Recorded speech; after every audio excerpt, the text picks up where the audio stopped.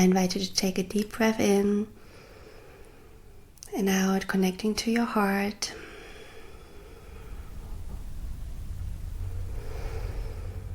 And knowing that whatever has happened throughout humanity's history,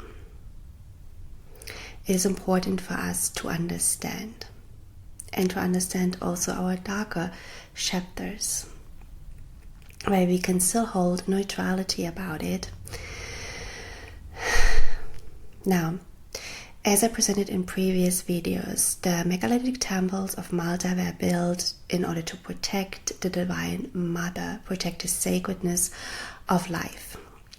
Throughout our history, though, we know that we plunged into a chapter of our history that's very much marked by extreme duality and darkness, low levels of consciousness, where we played out here on earth many themes around harming the sacredness of life and not upholding this. So we went into times of wars, abuse, slavery, suppression of the feminine, and also distortion of the healthy masculine. And so when we look at a lot of the ancient sites on our planet, I think it's really important that we understand with what intention they were initially built and what were the initial practices at these sites, especially as we are going back into times where we are lifting off darkness, where we are coming back more into balance, more into actually honoring the sacredness of life. But that we also then understand the darker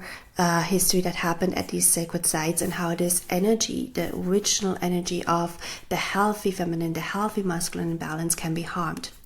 Now let's first look at the story of giants. So we're going to start in chronological order throughout time. And so from the move around the temples in Gozo, it is said that they were built by a giantess who lived off beans and honey. Now actually this move tells us a lot really about the real builders of these temples, that there was here very strong feminine energy, that there was something to be said around vegetarian diet, and that honey, that bees played a very important part in the rituals of these temples, and I covered this in the earlier videos. Now, that the temples itself were not built by giants. We had, though, many different civilizations of giants on our planet. We have to understand, though, that not all of these giants were benevolent. And a lot of giants were wiped out in the last great extinction event, the last great flood, the Younger Dryas, around 10,000 BC. But we still had some giants remaining. We still have a lot of actually skeletons that have been found throughout the Mediterranean, especially also in Sardinia, which is connected to Malta, of giant bones and remains of giants. I think that we have to understand very well the role of giants and who these giant populations were and if they were benevolent or not. Like, I think this is something that we need to research further into, and also when it comes to the role of giants in Malta, did they play a positive role? Did they play a negative role here? Like, what was their part in that history? It's not fully understood yet. The second one I want to look at is the role of the Canaanites and Phoenicians. So when you go and have a tour at the temples, you might be told by one of the tour guides that the temples were used for animal sacrifices. And when I first heard this, it's almost like I had this pain in my heart, and I was like, no, but this is not what they've been telling me in the Akashic records, what the initial use was of these temples. But it is still actually true. Because we need to consider that these temples were abandoned around, the official history says around 2500 BC. When we look at dating, astronomically dating to Sirius, the last a temple that Leni Reddite looked at seems to be from 4250 BC. Now, though, there were so many temples on the island, right? So I think around 2500 BC. Right now, we can take this as a marker that the initial civilization that built these temples, that operated these temples, that had rituals that were actually in reverence to the Divine Mother, that were honoring the Divine Mother, abandoned these temples. And then other civilizations came later and used these temples in very different ways. And this is actually when the blood sacrifices came in, because you need to understand that blood sacrifices are a satanistic practice that harm actually the Divine Mother. And this is again where we have these eons of duality. The initial energy of these temples was meant to be harmed, or it was simply also just duality playing out, but basically practices were performed that are not holding life sacred. And so we know from official papers that Canaanites settled in Malta around 800 BC, and the Canaanites are known for their blood sacrifices, and not just animal sacrifices, but also child sacrifices.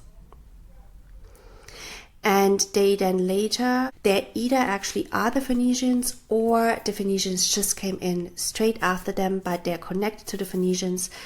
Is that the Phoenicians came to Malta 700 BC, and also they are known for blood sacrifices. And the Phoenicians were also the one who apparently cut down a lot of the vegetation, a lot of the trees on Malta, because Malta used to be, as I said, these were fertility temples. This was a really fertile island with many trees, many different plants, and a lot of vegetation, but that was all cut down. Obviously, also when you have temples that promote fertility, and when these temples were then literally, the energy in the temples is inverted, if there is out of certain practices that harm the Divine Mother, then obviously also their impact on humans, their impact on nature is going to be harmed. And there's also stories that the Phoenicians actually tried to burn down some of the temples.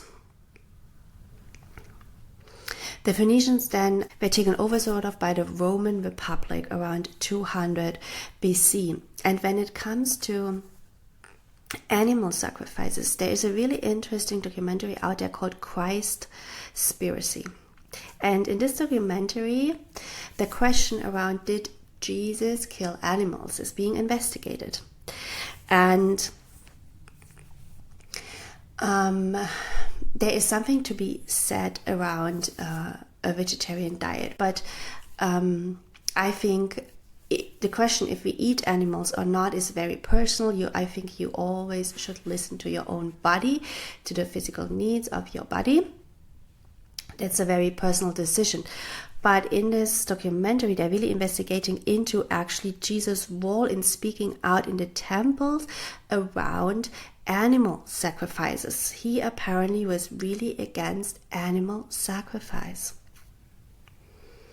And again, animal sacrifice, any kind of blood sacrifice, is harming the feminine energy. It's harming the feminine essence, the Divine Mother.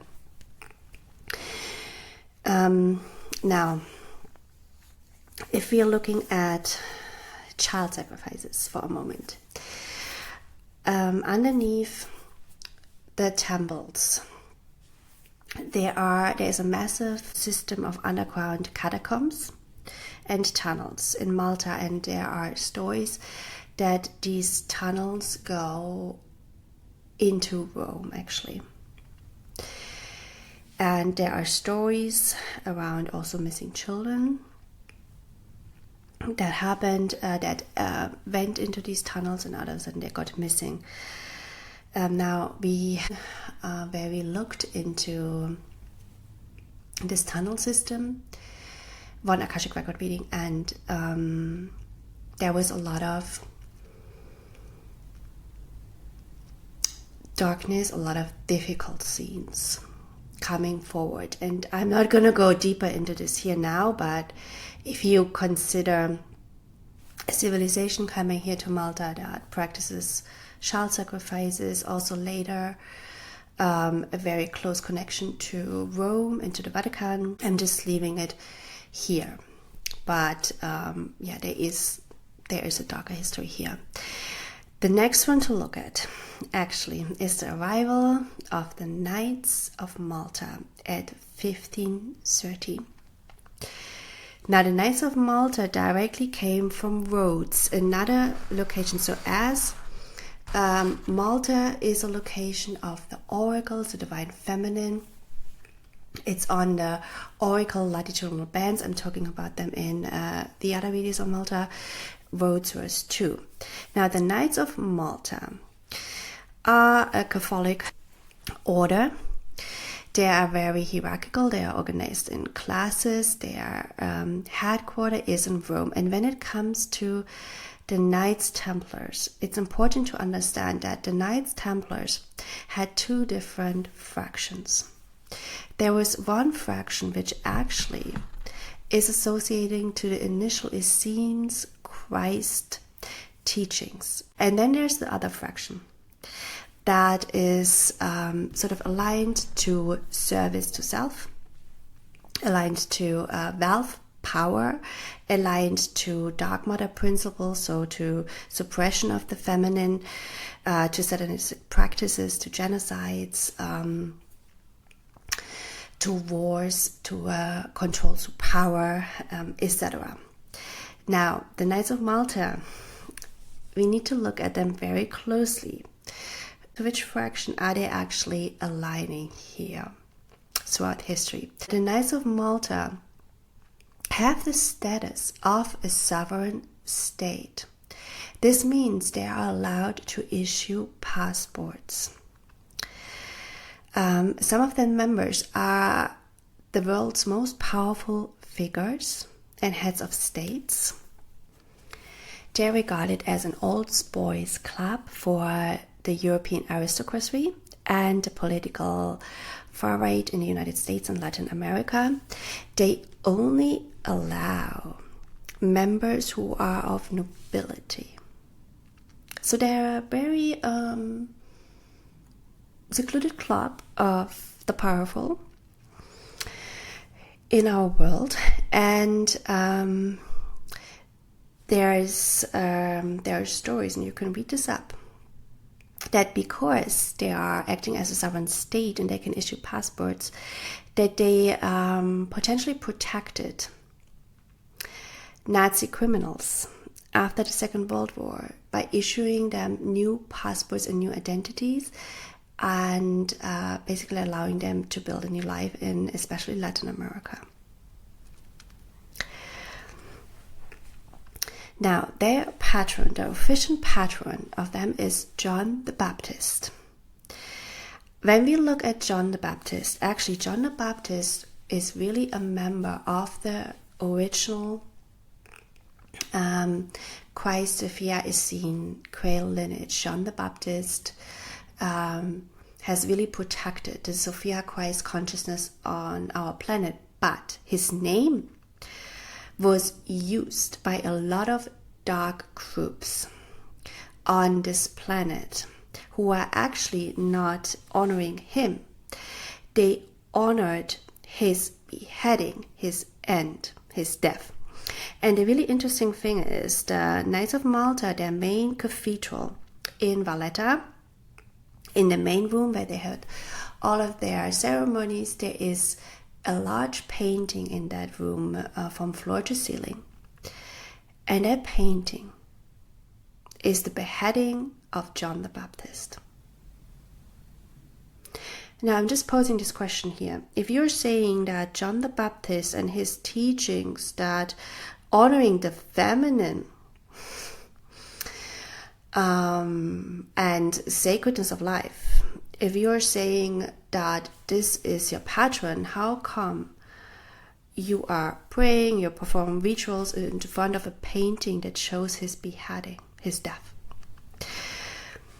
The Knights of Malta also, they brought, when they came from Rhodes to Malta, they brought one very important sacred item of them with them. And this sacred item is a painting